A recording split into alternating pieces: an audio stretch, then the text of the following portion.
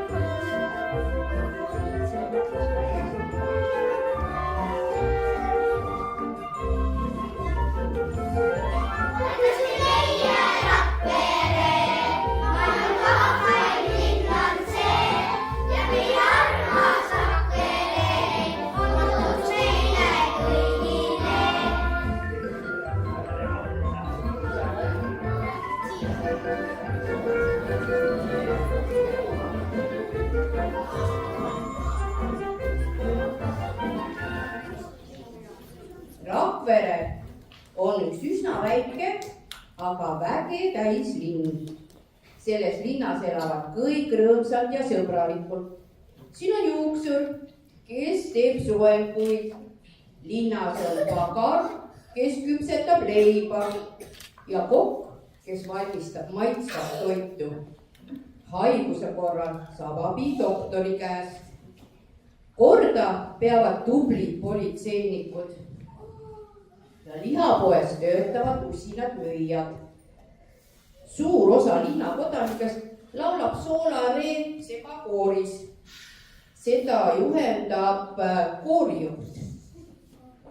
Ja meie linnakest juhib linnapea. Samuti elab linnas tädi Sofi, kellel on korda armastav süda. Kõik oleks ideaalne, kui ei oleks linnas röövleid. Nimelt elavad linnas Vallimäe ääres. Olete käinud Vallimäel? Vaata, kui sa lähed Vallimäele, siis lähed väravast sisse, keerad paremale, siis keerad veel kord paremale ja vasakul 3. uks, seal elavad röövlid. Nii, ja seal elavad siis Kasper, Jesper ja Joonatan. Nad ei ole nii pahad nagu teised röövlid. Enamasti istuvad nad kodus, aga kodulooma asemel on neil lõvi. Mul on kõht ühe, meil on leib otsas, peame linna minema ja midagi hankima. Lähme raudteaega katsi sahvrisse, nende leipide pagana hea olema. Mulle maitseb vajankorst, lähme vallakusse, seal on seal ja otse oma.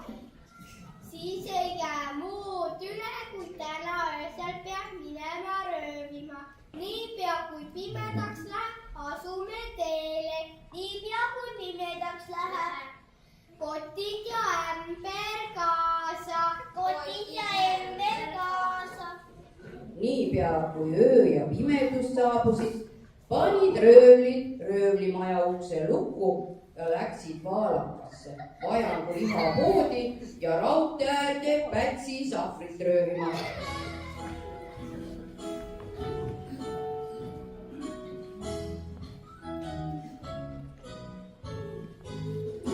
Hästi vaikselt hiilime ja käime kassi sammu. On röövimine raske, see nõueb julgust ammu. Kätte jõuab kesse tund ja korvid magab õiglastud. Siis on see teie lähtad kotide pakkuda lahti, nii et joonad.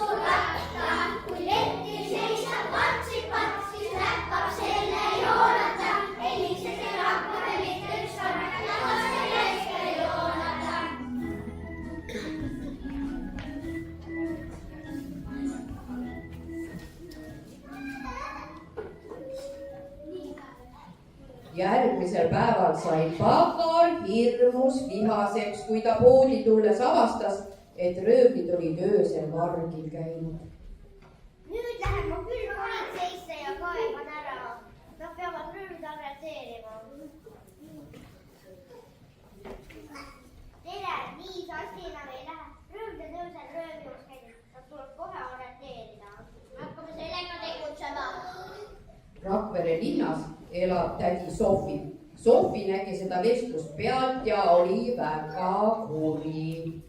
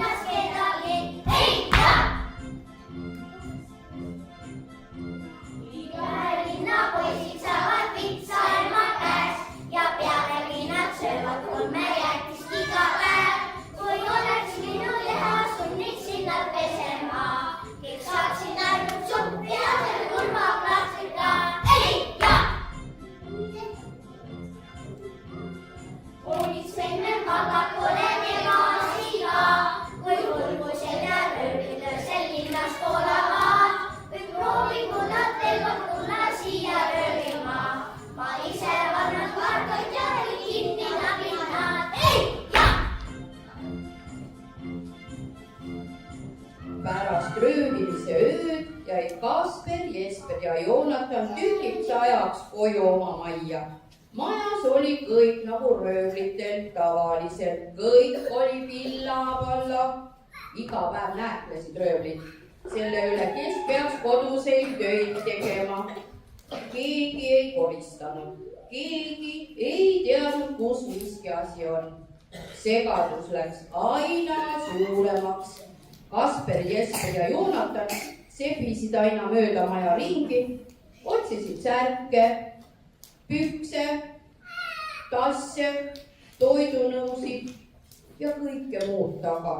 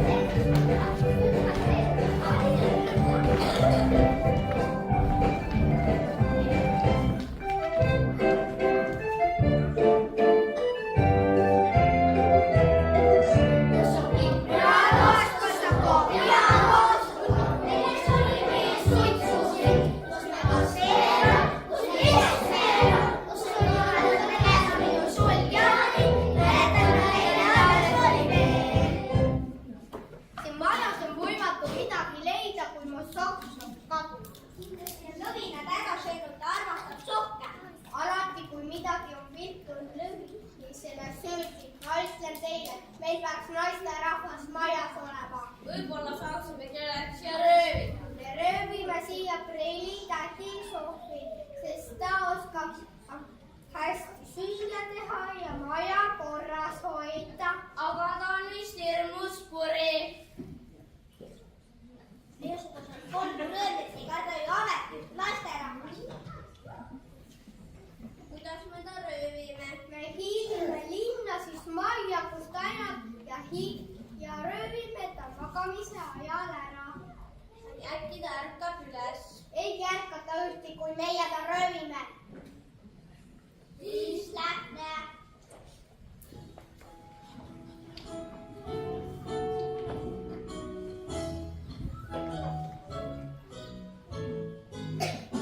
Hästi vaikselt hiilime ja käime kassi sammu. Naistega mees vajame me majja juba ammu. Siis jälle kodus süüa ja läigib kasvul kott ja vann. Ja lahedalt läheb läbi laiseta saab ja katsud eest veel joonata.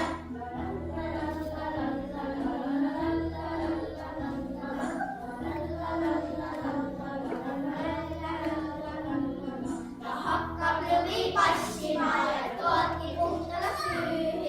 Et hommikuti tassitab, mängima kõik nüüni. Kui laual silmib süppüre ja magus toiduks kohe, siis teine selline on meie plaan, et Kaspar eest veel joonata. linnas oli pime ja vaikne. Röövlid hiilisid mööda tänavat, nad leidsid Sofi maja ülesse, läksid vaikselt sisse. Preili Sofi magas voodis ja norskas. Röövlid võtsid ta ettevaatlikult ja tassisid koju röövlite majja. Ja tädi Sofi magas kogu tee. Kodus panid röövlid tädi Sofi ettevaatlikult kööki ja läksid magama. Head ööd. Siis kui ta üles ärkab, läheb põnevaks.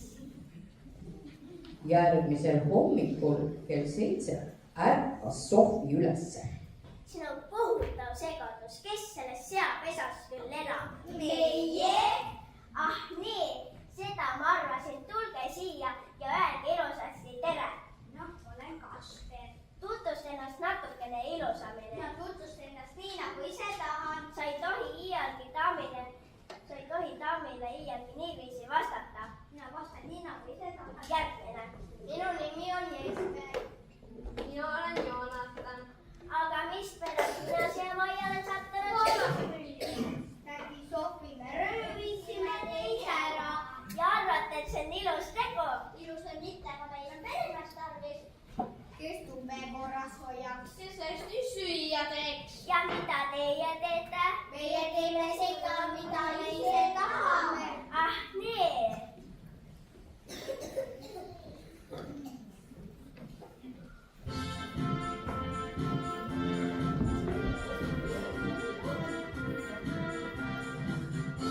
No küll on välja mustas selgelt on tolmu täis ja riided veterlevad maas pea lausa ringi käib. Ma sellist korrala käedust ei suuda taluda. Marcel Jesper kohe hakkad tube pühkima. Ei, jah! Ja sina, Kasper, lähed joostes õuele hotkuid. Teed pridi alla tulbad, külma otse maid, et puhtaks pesta saaksid teede silmad, kõrvad, käed. Ning Joonata veel lisaks mustad toidunõudemäed. Ei, jah! Sul Joonatan on kõrvad pesemata aastat 2 ja Jesper on saanud kohvipaks. Ma hoiatan teid, kui te ei hakka ennast pesema, siis tulen ise küürima teid suure harjaga. Ei, jah! Ja tädi Sofi hakkaski röövlite majas korda looma. Te hakkate ennast pesema. Näe, pesukauss on siin. Mina ei taha ennast pesta. Ei no, siis ei saa süüa ka. Mina näpust ei anna. Ohoh, näitama käsi. Seda ma arvan, ole hea, hakka pesema. Miks me peame ennast pesema? Et süüa saaksite.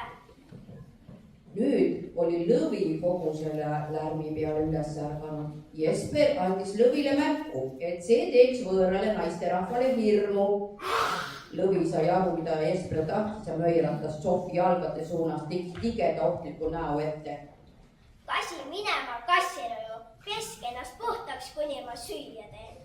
Röövlid ei julgenud muud teha, kui tädi Preili Sofi käsku täita, sest ükski neist ei tahtnud söögist ilma jääda. See on kõige rumalam asi, mis me üldse röövlit oleme. Ma ütlesin, et on hirmus kuri. kuid me võib-olla palume, et ta läheks koju tagasi. Seda võiks teha küll. Kallis preelis, et Sofi, mitte koju tagasi. Ei, kui ma veel siin olen, siis tahan ma siia jäädagi. Meil vaesekesi.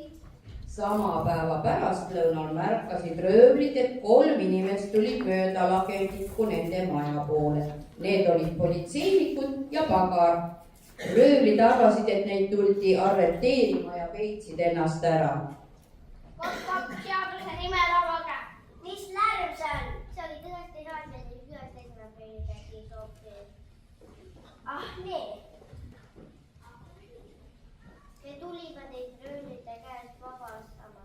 Milleks? Sest röövlid on teid ära röövinud. Aga nüüd võite teiega tagasi tulla.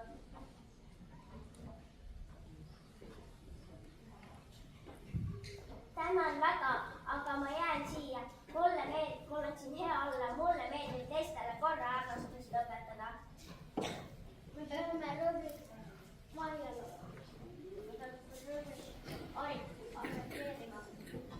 ei ole tarvis. Ilma neist röövlitest piisab, et inimesed teeb.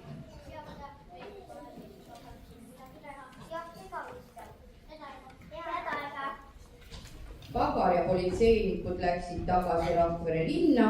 Röövlid olid toast kõike pealt kuulanud. Nad olid kõike seda kuuldes päris ära kohkunud. Ma ei taha koju minna. Meid vaesekesi. Mul on midagi ette võtta. Röövime ta tagasi.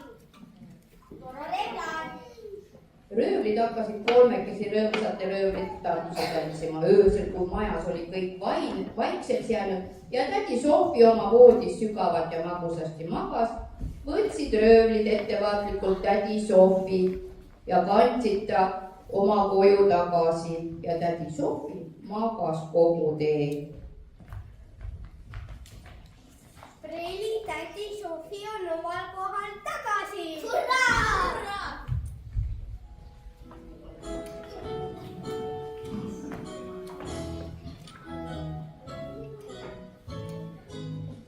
Jälle rõõmsad oleme ja lulli lüüa võime, sest kurjas tädi Sofi, et me lõpuks lahti saime.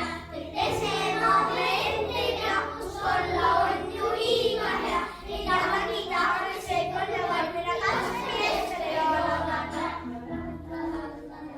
Mõne aja möödudes oli röövlite elamine sama sassis kui enne tädi Sofi röövimist. Samuti lõppes toidupoolis ja röövlid otsustasid uuesti linna röövima minna. Röövlid panid maja ukse lukku ja asusid lõbusas tujus teele.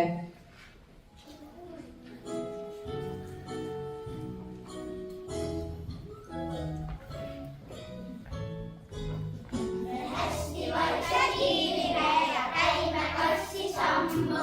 On röövimine raske töö, see nõuab julgust ammu.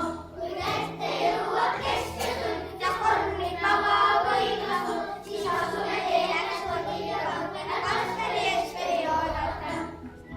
Linnas oli vaikne ja pime.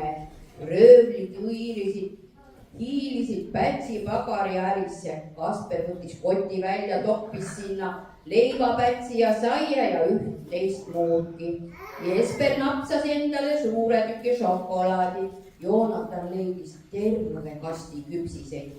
Korraga löös uks nende taga pauguga kinni ja tuba läks valgeks. Te olete kinni nabitud. Meid vaesekesi. Tulge kaasa, lähme vangi. Ei taha.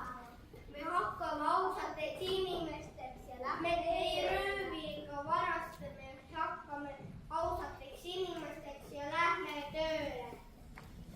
Ja kõik lõppeski Rakvere, väikeses Rakvere linnas hästi. Nüüd seal enam röövleid ei ole.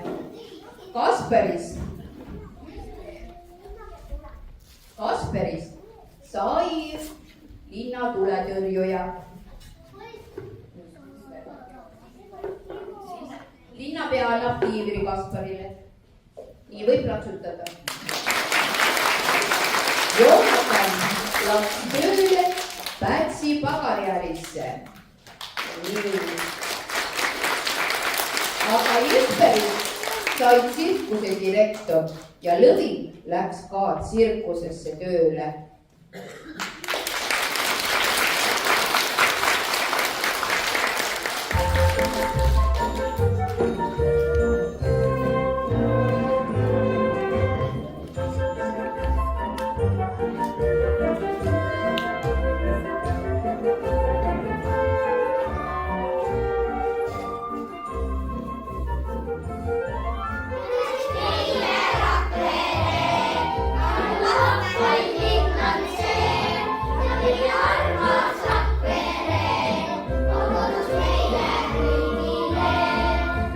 Teile esines väikese järkude näiterühm